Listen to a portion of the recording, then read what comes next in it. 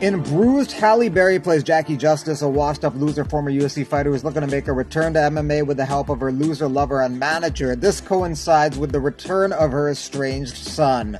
Had a little bit of trouble caring too much for Jackie Justice. She's not extremely likable or interesting. You start to sympathize with her a bit more as the movie progresses, but you don't feel overly compelled to root for her on her journey, but we are supposed to cheer her on, and we are supposed to believe she's going to be the one to dethrone Valentina Shevchenko. This movie is a drama, not particularly entertaining. Some parts feel like a cliched after-school special that's diverging into a million different subplots. But there was one little twist that was compelling. Some of the movie is unintentionally funny, like this picture of Halle Berry as a UFC fighter, or when it looks like Adesanya is making a cameo.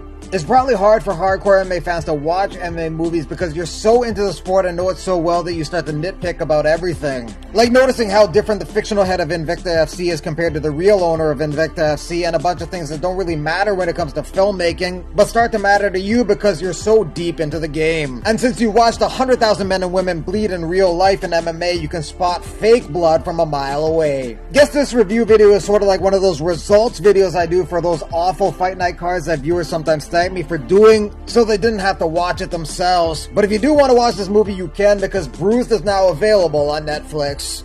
A side note is Kat Zingano suing Halle Berry. Zingano says she was asked by Berry to be in the film, but told that she couldn't do both the film and take an upcoming fight due to insurance reasons. Zingano decided to do the movie and not take the fight, and then the UFC cut her. But then Berry said that she couldn't use Zingano for the movie because they were only allowed to use UFC fighters for the film. And then she cut off all communication with Zingano. So Zingano ended up being cut from the UFC and also being cut from the movie. Guess that's another reason not to like this film, but do like this video and do subscribe to keep up with everything MMA.